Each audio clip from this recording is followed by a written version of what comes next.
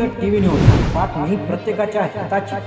मारहाण झाली, medical report आहे, 112 वर कॉल आहे, तरीही FIR नाही। सांगली जिल्ह्यातील जत तालुक्यातील सनमडी गावातून समोर आलेली ही घटना आता गंभीर प्रश्न निर्माण करत आहे।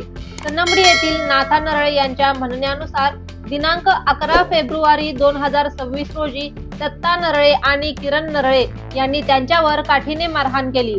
या मारहाणीत त्यांच्या पाठीवर व कमरेखाली जखमा झाल्या असून त्याबाबतचा वैद्यकीय अहवाल उपलब्ध असल्याचा दावा त्यांनी केला आहे।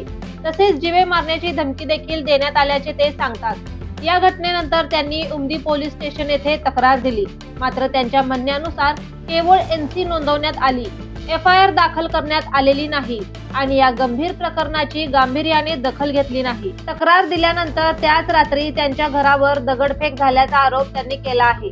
यावेळी त्यांनी 112 आपत्कालीन क्रमांकावर फोन करून पोलिसांना माहिती दिली। रात्री पोलीस घटनास्थळी आले आणि सकाळी पोलीस स्टेशनला उपस्थित राहण्यास सांगितले। दुसऱ्या दिवशी सकाळी 8 वाजल्यापासून सायंकाळी 4 वाजेपर्यंत नाथा नरळे आणि त्यांची अपंग पत्नी पोलीस स्टेशन समोर थांबून होते, मात्र दिवसभरात कोणतीही ठोस कारवाई झाल्याचे त्यांना दिसले नाही असे ते सांगतात। हेच नाही, नाथा नरळे यांच्या म्हणण्यानुसार यापूर्वीही त्यांच्या अपंग पत्नीवर आरोपीच्या भावाने मारहाण केली होती। त्या घटनेची NC नोंद त्यांच्याकडे असल्याचे त्यांनी सांगितले आहे।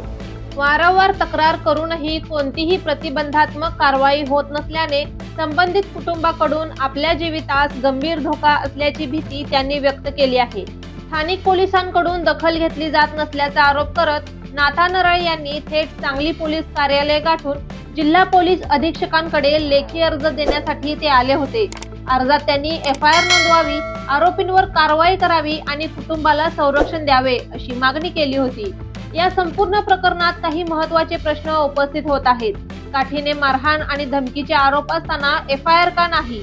वारंवार तक्रारीनंतरही प्रतिबंधात्मक कारवाई का नाही? आता वरिष्ठ अधिकारी या प्रकरणात हस्तक्षेप करणार का? सध्या तक्रारदार कुटुंब भीतीच्या छायेत असल्याचे सांगत आहे। या प्रकरणात न्याय मिळणार का हा प्रश्न उपस्थित झाला आहे। या संपूर्ण प्रकरणामुळे काही गंभीर प्रश्न निर्माण होत आहे। सामान्य नागरिकाला मारहाण होऊन वैद्यकीय उपचार घ्यावे लागतात, 112 वर कॉल करावा लागतो आणि तरीही न्यायासाठी थेट सांगलीतील वरिष्ठ पोलीस अधिकाऱ्यांकडे धाव घ्यावी लागते। ही बाब चिंतेची आहे।